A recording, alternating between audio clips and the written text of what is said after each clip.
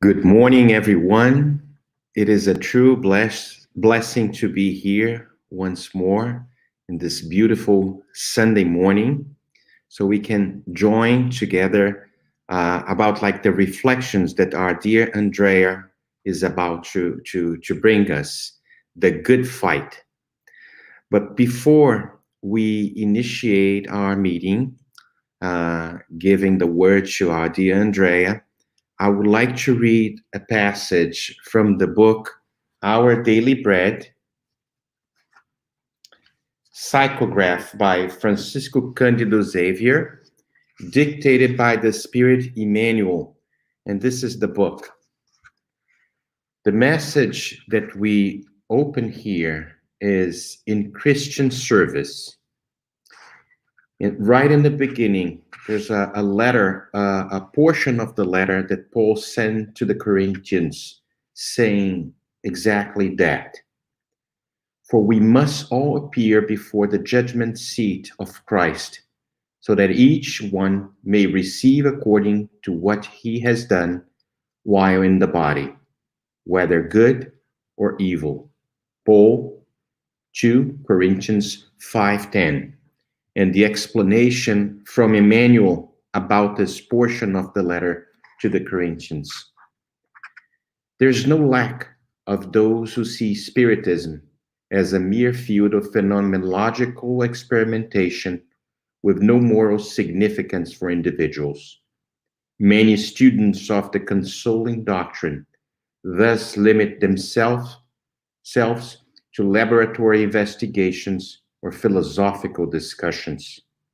However, it is imperative to realize that there are as many categories of discarnate humans as there are of incarnate ones. Argumentative, frivolous, rebellious, and unstable spirits abound everywhere. Moreover, enigmas and problems arise for the inhabitants of both realms. In light of this, the discarnate supporters of effective world progress, effective world progress fight for Spiritism with Jesus, turning communications between the two worlds into a factor of sanctifying spirituality. It is our belief that we should not tap into another circle of life if we are not interested in improving our character in one we inhabited.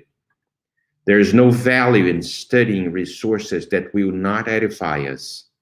Thus, for those of us who believe that our hearts have awakened to the responsibilities of living, Spiritism does not represent a mere belief in immortality. It entails service and spiritual growth.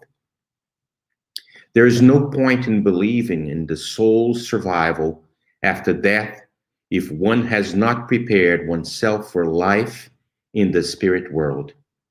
And in this effort to ready ourselves, we have no wiser and more loving guide than Christ.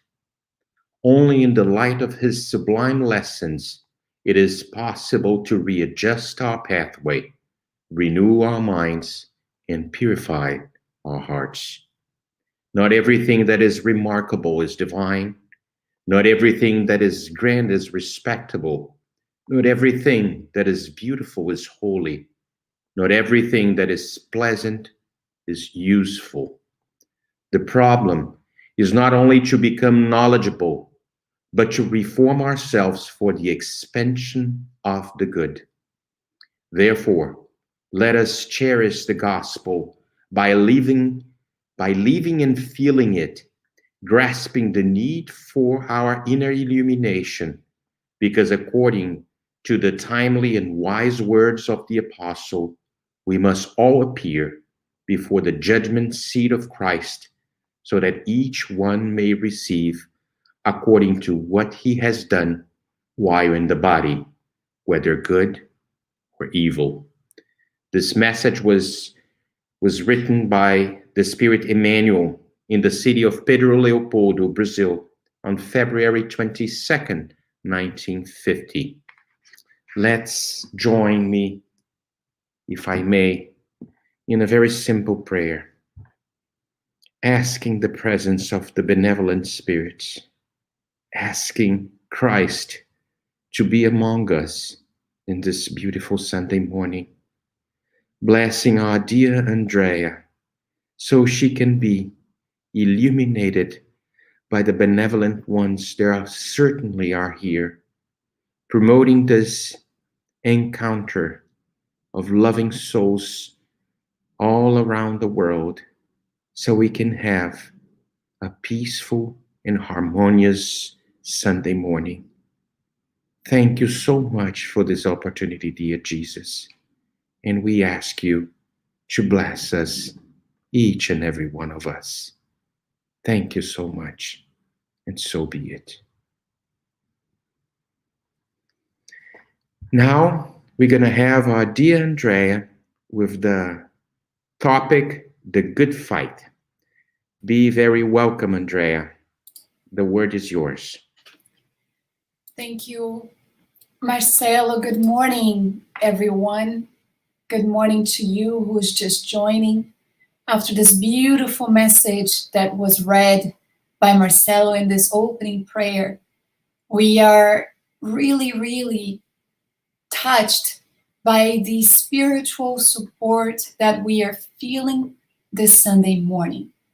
Sunday mornings are meant for the gospel, for the good news, which is why today we decided to bring the topic, the good fight. The good fight is this topic that we found on a letter that was written by Paul to Timothy, letter 2, and we are going to find here the verses in which we can find the meaning behind why we chose this topic and this title. Found on chapter 4, verse 7, on the second letter to Timothy, we find this verse right here. I have fought the good fight. I have finished the race. I have kept the faith. It is quite interesting to consider this verse in itself broken down in 3 parts, which is basically what we are going to do today. When we look at the world and we consider what is happening right now, many people will say that our world is facing a battle.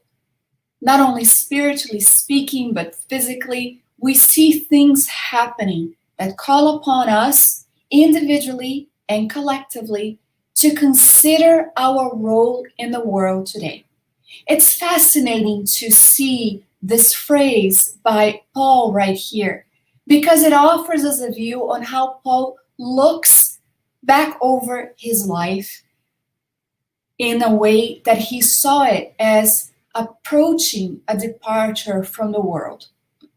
So when he wrote this letter to Timothy here, some people will say traditionally this is considered to be the very last letter that Paul wrote before his death. We are going to find him looking back at his life as a race to be run, a faith to be kept, and also a fight to be fought. So each metaphor, when we look at this today, sheds its own light on how we, as spiritual beings reincarnated on the earth, looking for spiritual progress, should understand our own spiritual progress and the good battle that comes with overcoming oneself. So what does that mean for us, overcoming oneself? We are going to see the natural struggles that arise as we recognize this inner battlefield within. As a matter of fact, Joanna de Ângelis presents to us in the book, Wake Up and Be Happy, different scenarios of struggles that takes place during one's existence, often making reference to a plant that struggles, that fights to break through the soil and grow as it reaches for the light. So earlier in the very same letter to Timothy, Paul is reminded to endure hardship as a good soldier of Jesus Christ. In this very same letter, earlier on some of the verses, he will say that endure the hardship that comes from being a good soldier of Jesus Christ. Well, are we in a war? Do we face a war? According to the Spirit Manuel Filomeno de Miranda, in a book that will soon be coming out, A World in Transition Towards the Regeneration, he is going to say that yes, and the pandemic comes to show us exactly that.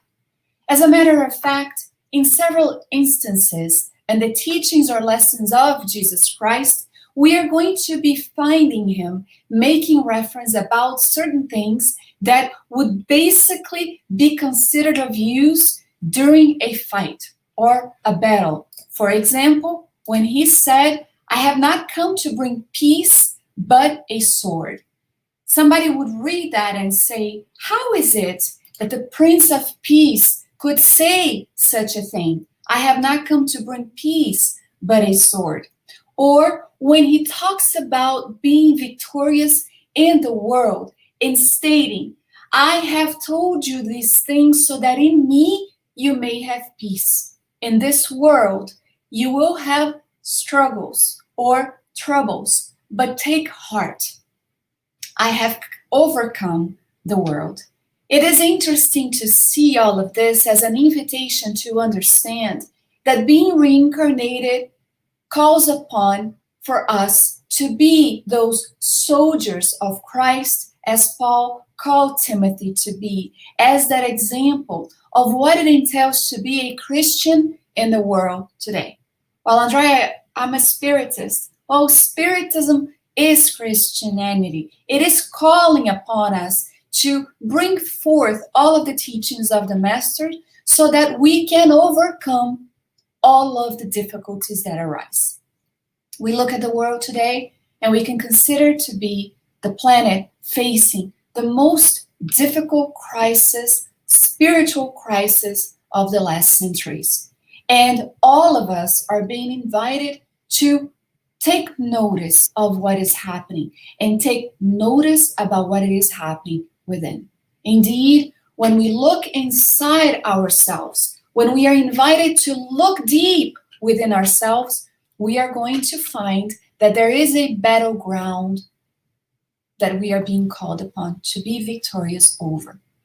It wasn't by chance that the benevolent spirits brought us so much useful information on how to better prepare for a world in the state of transition, such as the one that we are in right now.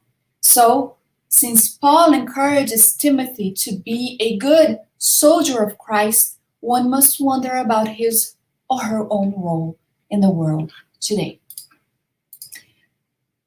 In the message that is brought in the Spiritist Review of 1862, St. Augustine is going to make reference to us as soldiers of a new era.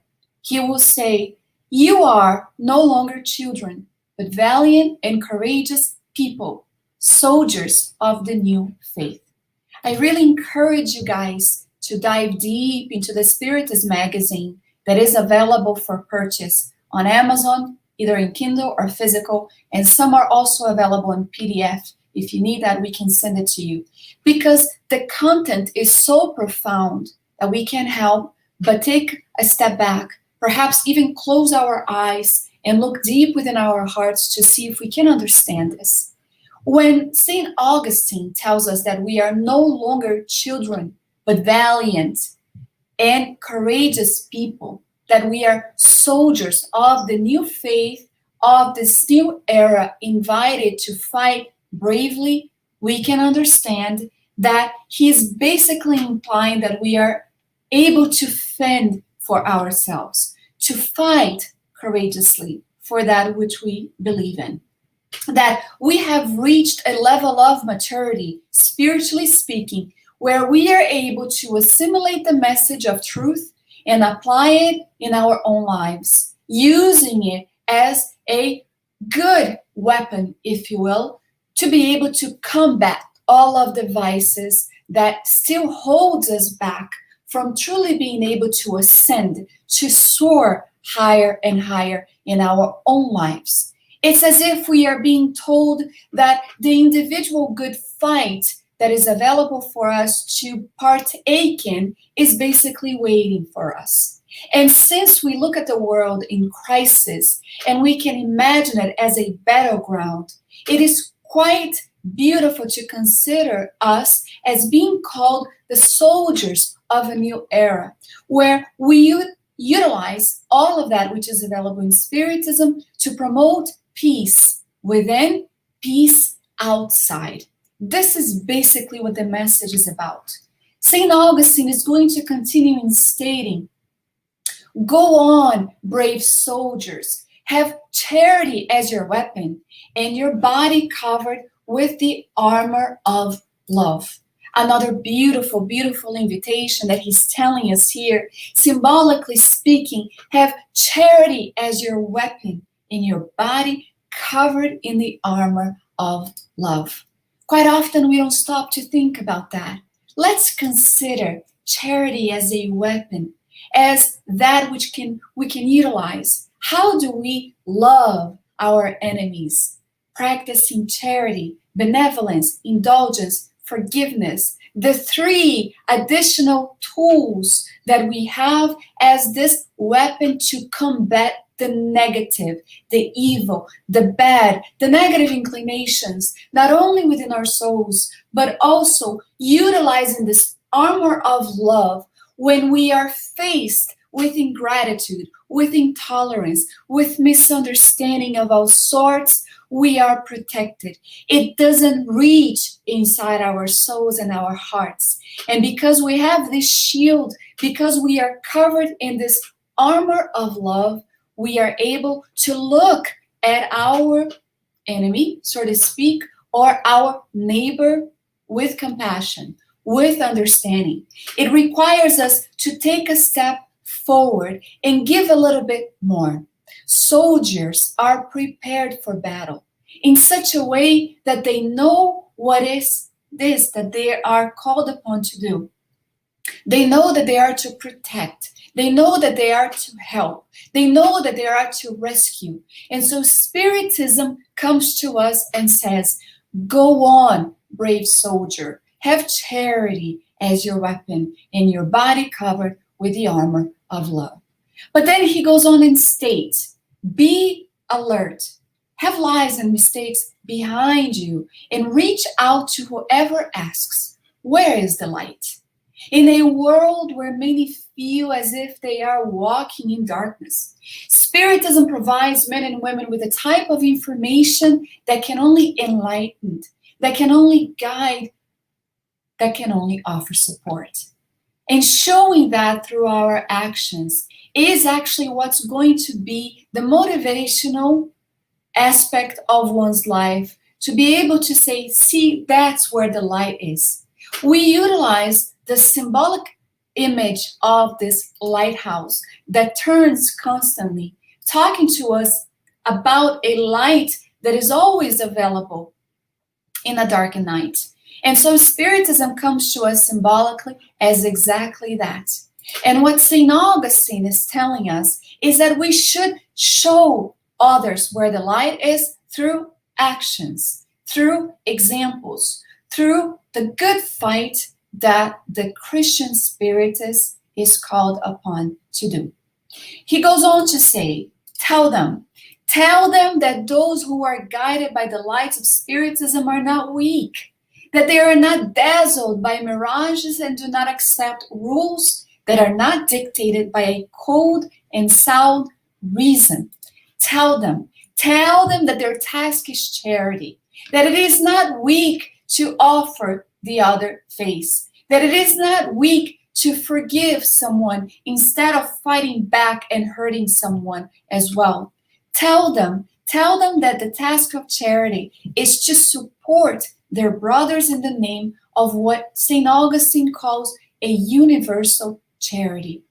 Not to reach a paradise that they know can only be achieved after they require the last reparation or past mistakes. No, he says it doesn't work that way. And he calls us brave soldiers, as he continues to say, may they get to know God and understand, before anything else, that God is immutable in his justice, and hence he cannot forgive a life plentiful of errors over a split second of repentance, as he cannot punish 1 hour of sacrilege with an eternal suffering.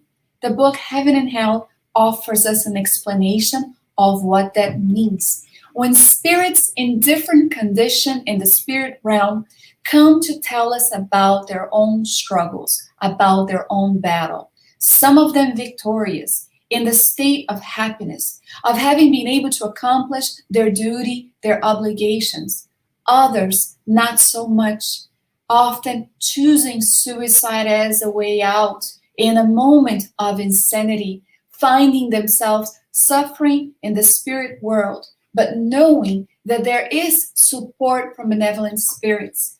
Others who are hardened spirits, who over their own fight and battleground were unable to see the commander in charge in Jesus Christ.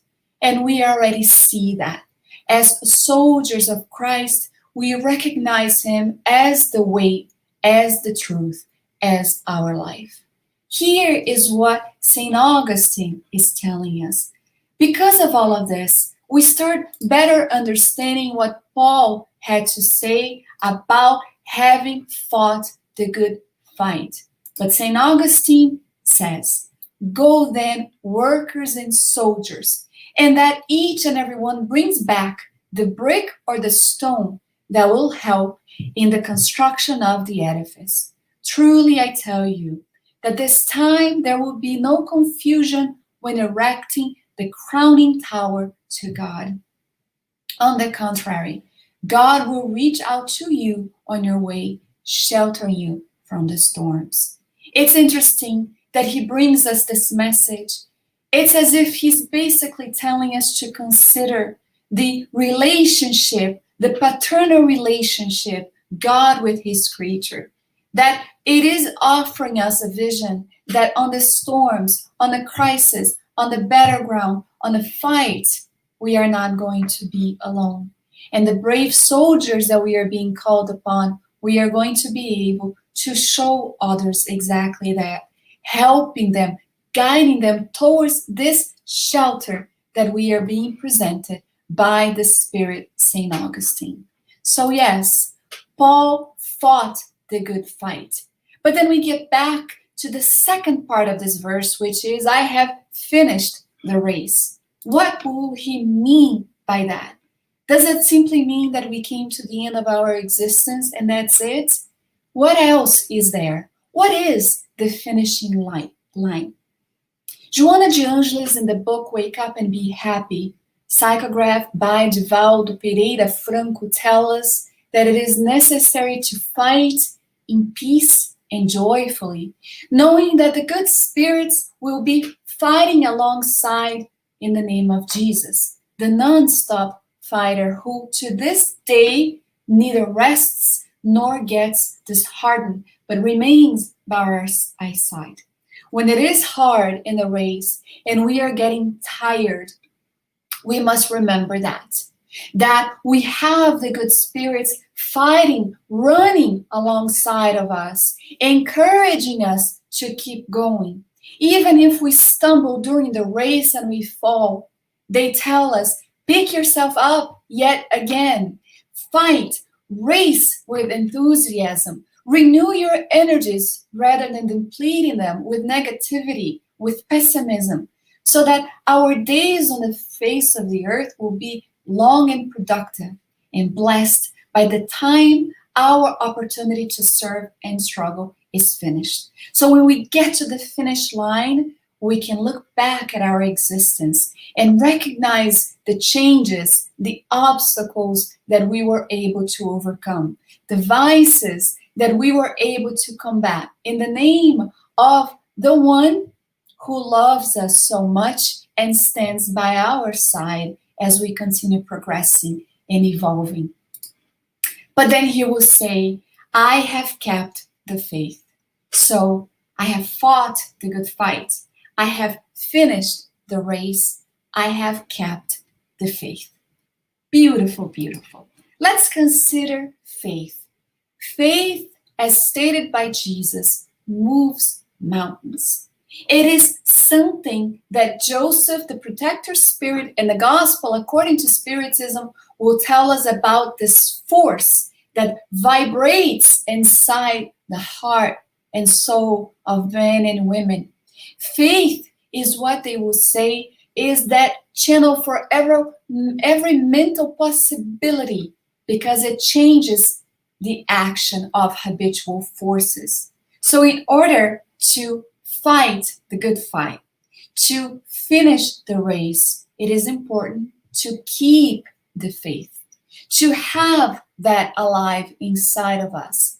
Because when faith is present, it forces actions that vibrates within, generating energies that vitalize the entire body, the entire soul through which the spirit moves. This is very beautiful.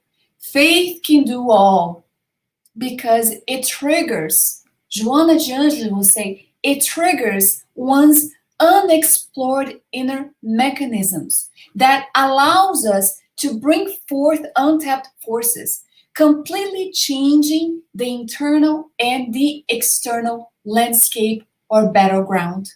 That's what faith does for us. Paul understood that quite well. Let's think about him for a second on this I have kept the faith statement.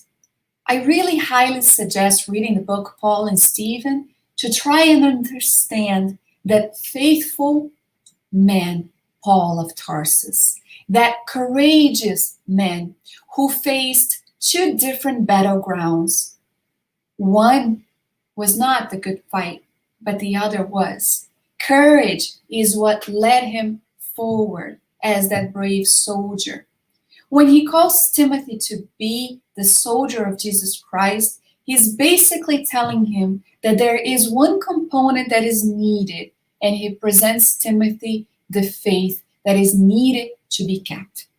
Wanting to spread Jesus' message rightfully, Paul used the most strenuous efforts, suffering illnesses, abandonment, stoning, and almost death, stating with confidence, woe is to me if I do not preach the gospel. Understanding what his ideal was, understanding what his path was meant to be. So living his ideal took sacrifice, and only faith could get him there. Living our ideal life also demands sacrifice. We have to really consider this. When we look at the world today, healing from a pandemic, and I'm not talking only physically, I'm talking about spiritually as well, we have to consider the sacrifices that we must make also in our existence.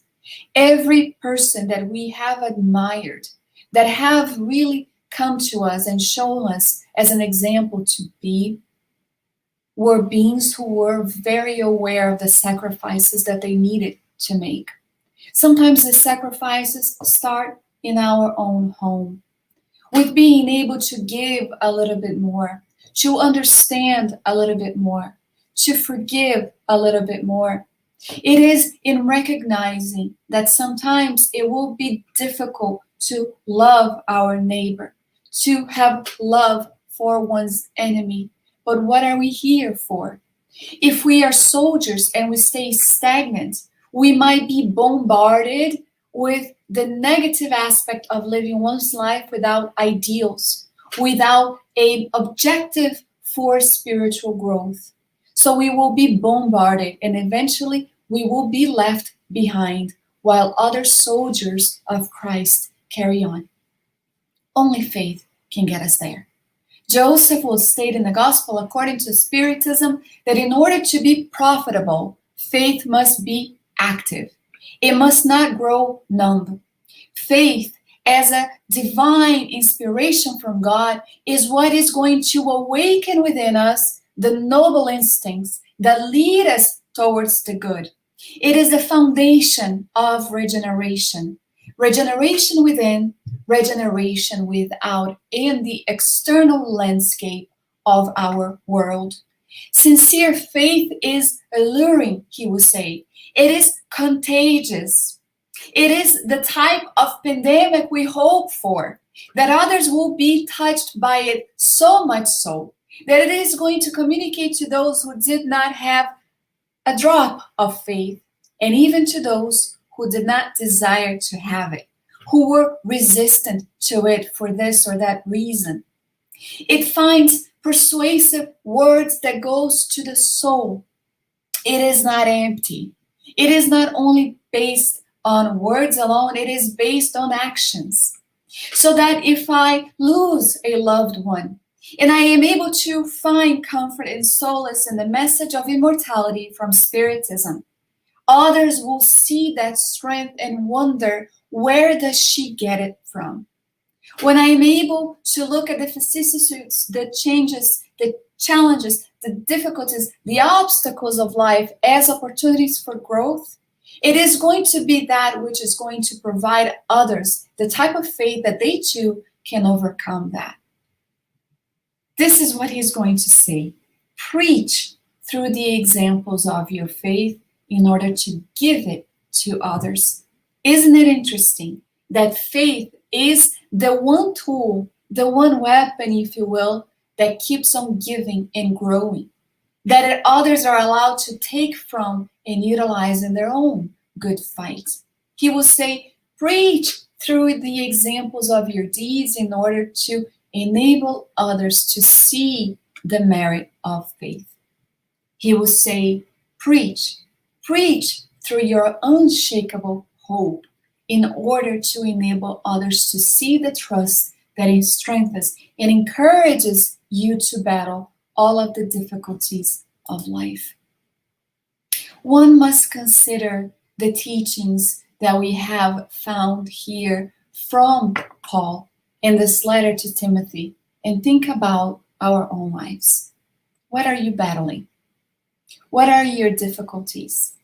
What are the challenges that you're facing?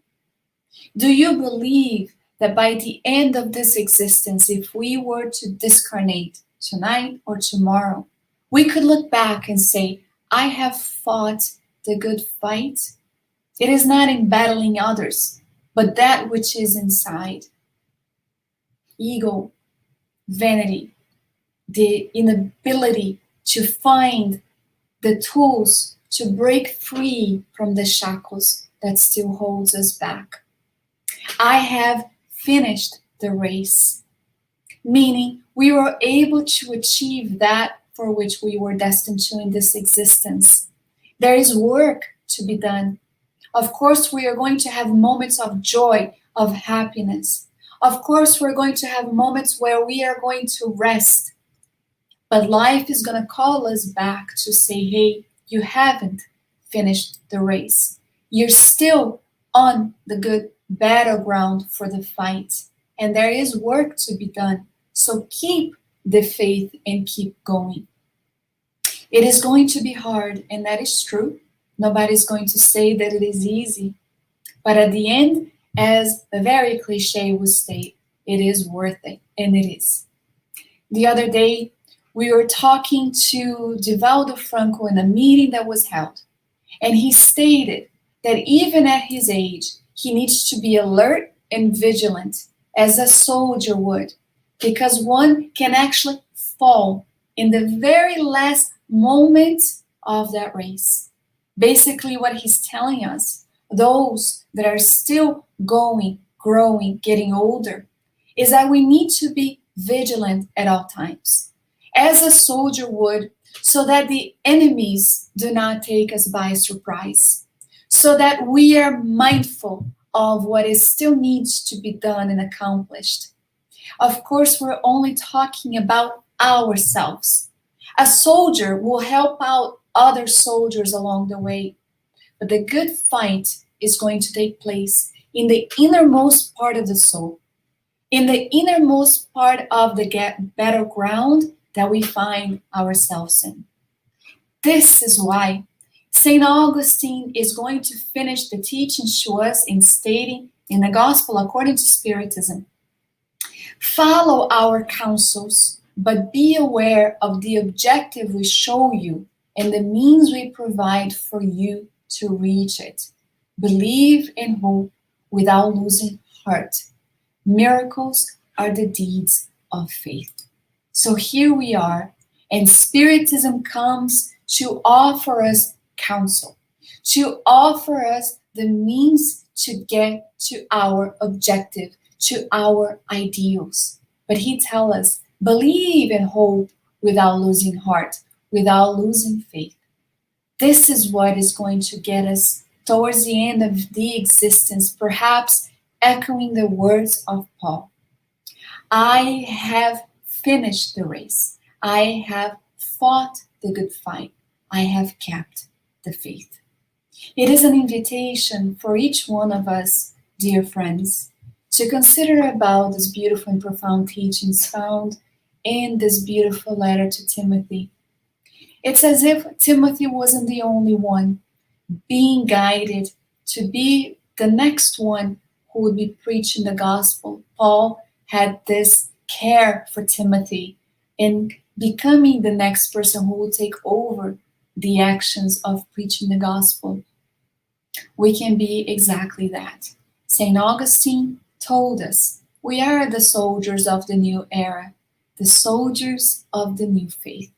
And in doing so, we should be ready, prepared, vigilant, alert, strong in keeping the faith and realizing the ideals of our lives on the good fight.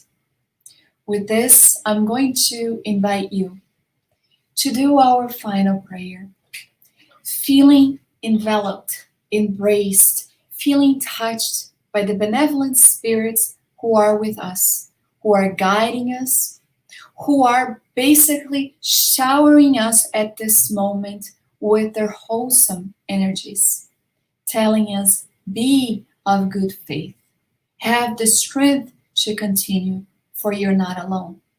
And so let us thank our Master Jesus, the non-stopping fighter of our world, our commander, who calls upon us to be his soldier of love and faith and charity.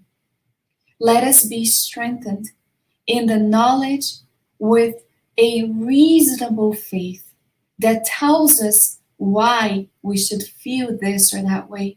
We are no longer led by blind faith, but a rational one. And for that we give you thanks, dear Jesus, for being in our lives and our existence. We ask you to bless our homes, to bless our friends and families, to strengthen us as we continue on the good fight towards becoming more illumined, enlightened, so that we can soar higher when the race is actually finished. Let us be the ones who are able to say that we have fought the good fight, that we have finished the race, that we have kept the faith. Thank you so much, and so be it. On this note, I'm going to call back our beloved Marcelo for the final announcements of the day. And I thank you so much for your attention, for your time, and for being with us as we are getting closer and closer and closer to being together physically. Thank you so much.